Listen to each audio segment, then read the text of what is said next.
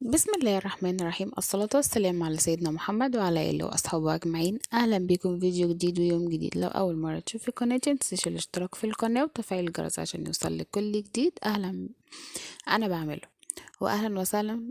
شرفتوني وأنستوني كل اللي نورني وجودكم فوق دماغي من فوق. النهاردة جاية لكم بيوم جديد، هنحضر غدا مع بعض. غدا بسيط وسهل. هنبتدي مع بعض. اول حاجة كده انا طلعت اللحمة من الفريزر.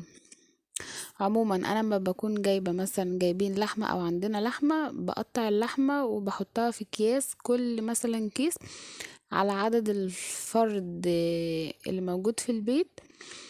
يعني مثلا لو عندي عزومة بطلع 2 3 4 اكياس، لو انا مثلا احنا بس ال5 افراد اللي موجودين في البيت بطلع برضو على قد اللي موجودين. فانا في كل كيس ببقى عاملة حسابي انا مقطعة اللحمة قد ايه.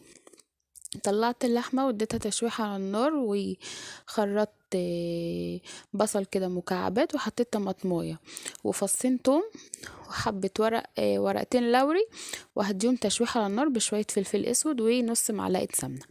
كمان هعمل صينية بطاطس حلوة قوي، كلها ني في ني كده.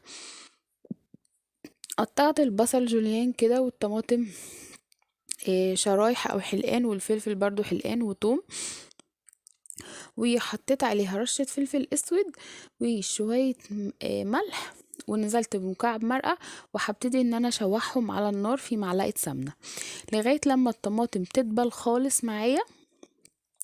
هاخد اللحمة اللي في الشوربة، هحطها هحطها على البصل والطماطم دي، لان الشوربة اللي انا هعملها دي، يعني اللي انا بقلبها دلوقتي دي، هخليها للملوخية، مش هعمل شوربة لوحدها خالص. بس انا كنت محتاجة للملوخية شوربة، فهبتدي ان انا هعمل شوية شوربة. نزلت هنا على اللحمة هنا بحبة مية سخنة، وهسيبها تغلي على النار لغاية لما اللحمة تستوي. خلاص هطلع بقى اللحمة من الشوربة، بس هسيب برضو حتتين في اللحمة في الشوربة، عشان تاخد من يعني اللحمة تستوي كمان بزيادة. تمام. ولما اللحمة تستوي خالص، الحتتين الباقيين في الشوربة دي هاخدهم بقى في البطاطس قبل ما ادخلها الفرن. حطيت هنا رصيت البطاطس وهقلبهم كده، وسبتهم على النار 5 دقايق لغاية لما البطاطس اتشربت من الصوص بتاع الطماطم ومية البصل وكده. وبعد كده هاخد شوية شوربة، ما زقتهاش بمية، زقتها بشوربة مش مية يعني من الحنفية، لا، لاني كنت متبلة الشوربة، حطيت لها ملح وشوية فلفل اسود. تمام. خلاص كده البطاطس خلصت معايا، هديها بس غلوة على النار، وبعد كده هطلعها احطها جوه الفرن. هنا كانت برضو الشوربة خلاص. ابتديت ان انا بس نزلت عليها بمكعب مرقة، وهنزل عليها بكيس الملوخية.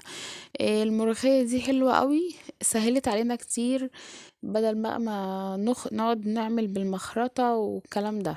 حلوة قوي وطعمها حلو قوي. سبت بقى الملوخية خلاص بقت جاهزة معايا، يا دوب بس اول ما اقرب ان انا احضر السفرة ببتدي ان انا اعمل لها التقلية. دلوقتي هعمل صينية مكرونة بشاميل حلوة قوي. هنا اول حاجة هعصج اللحمة. آه، اول حاجة كده عصقت اللحمة، اديتها صدمة على النار، ونزلت عليها بمكعبين مرقة وشوية فلفل اسود وشوية جنزبيل ومعلقة صغيرة خالص قرفة. القرفة اديتها طعم حلو قوي. بعد كده كنت ضاربة البصل في الكبة، لو انت مش حابة ان انت تضربيه في الكبة. انا في الكبة بضربه نص فرمة، يعني مش بتك عليه جامد. وساعات بخرطه كده برضو مكعبات على ايدي، على حسب لو يعني ايه، لما لو انا مستعجلة او كده.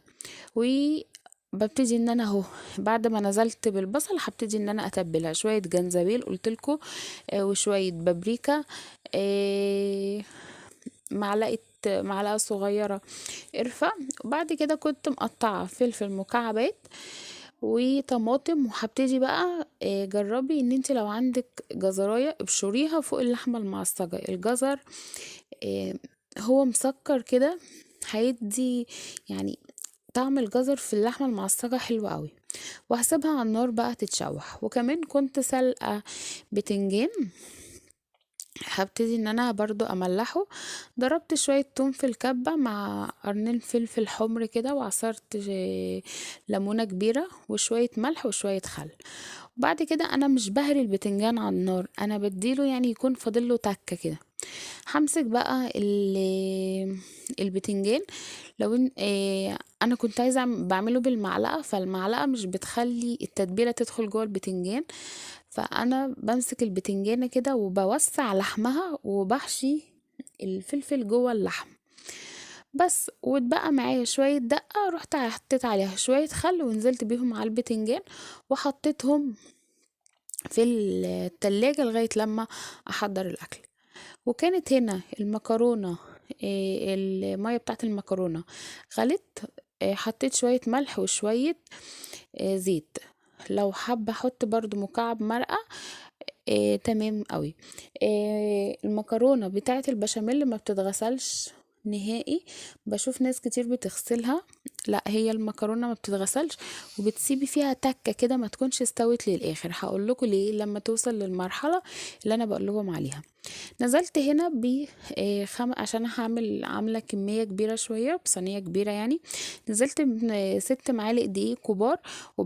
ونزلت بسمنه وزيت. ما بنزلش بسمنه بس ولا زيت بس، بحط الاتنين. تمام. وبنزل بمكعبين مرقه على الدقيق. بخلي لما الدقيق يتحمر كده بنكهه المرقه، المكعب المرقه برضو حلو قوي. تمام. ونزلت هنا بمعلقتين او يعني كبشه كده بايديا جبنه موتزاريلا، ومكعبين جبنه مثلثات. لو عندك جبنه بيضه تمشي، جبنه تركي، زي اي نوع جبنه تحبي تحطيه.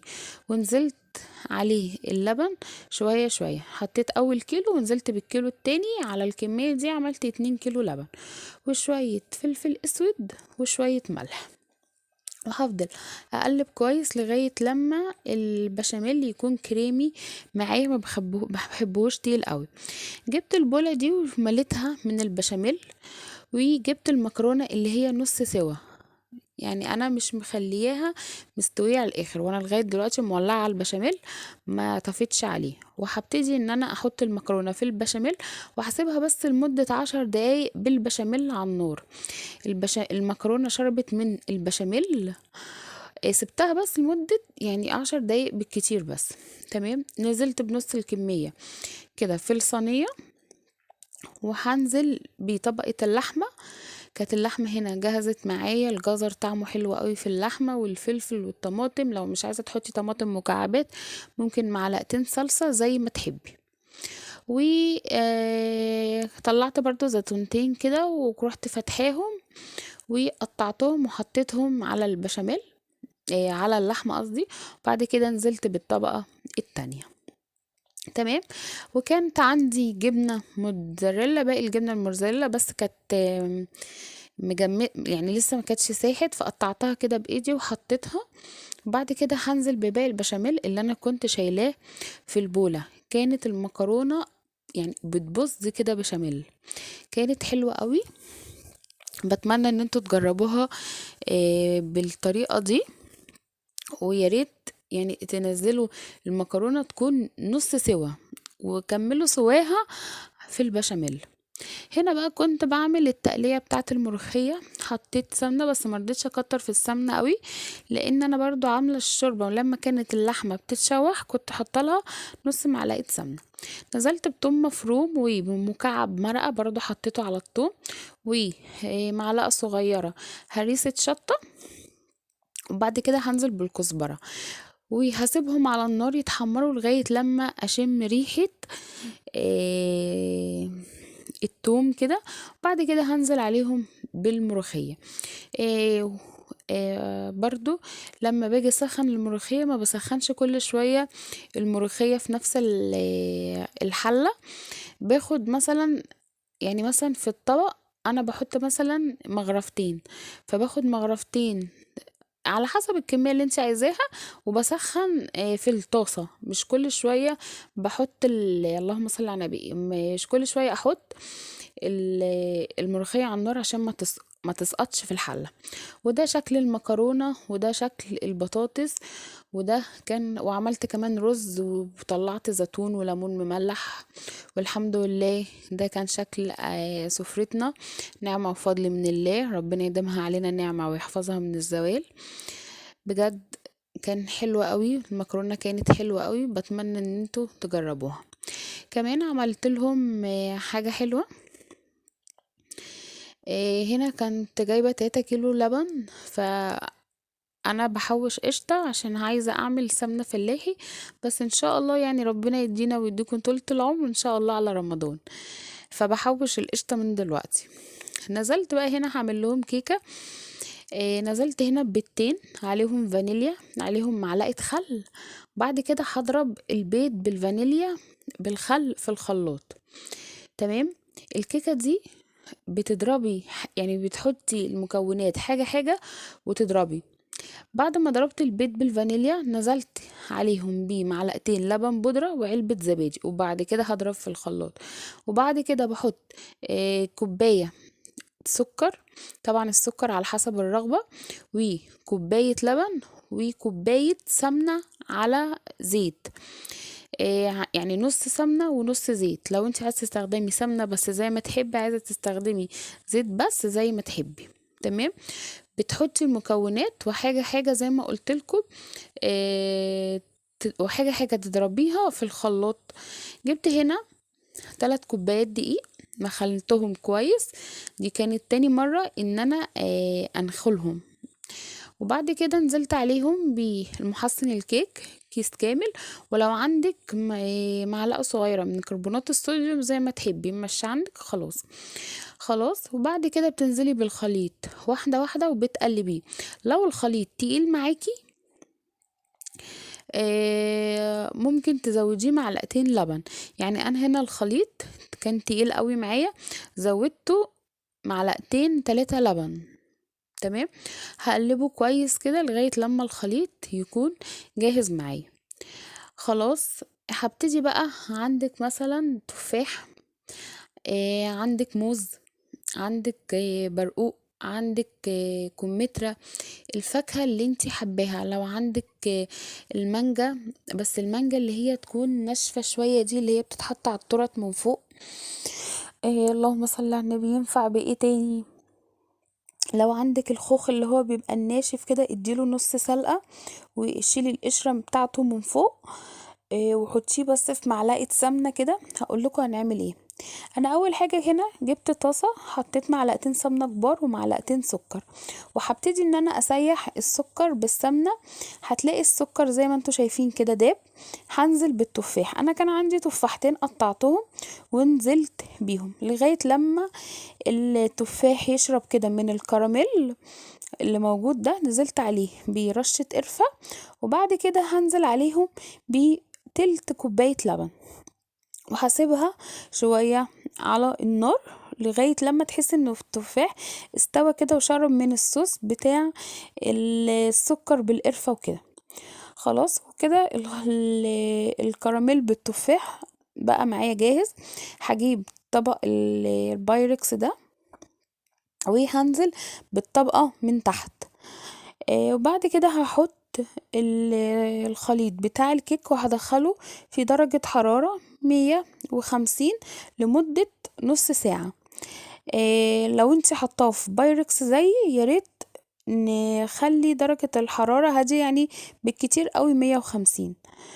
لو هتحطيه في الألمونيا 180. وبعد كده اول ما تطلع من الفرن بتسقيها كوباية لبن كده، يا نص كوباية لبن دافية بمعلقتين سكر. ودي كان شكل الكيكة، بس انا كنت مستعجلة عليها ان انا اوريها لكم فما سبتهاش تبرد. بتمنى ان انتوا تجربوا الكيكة دي، حلوة قوي. ويا رب الفيديو يعجبكم، ما تنسوش اللايك. اشوفكم في فيديو جديد. استودعكم الله. مع السلامة.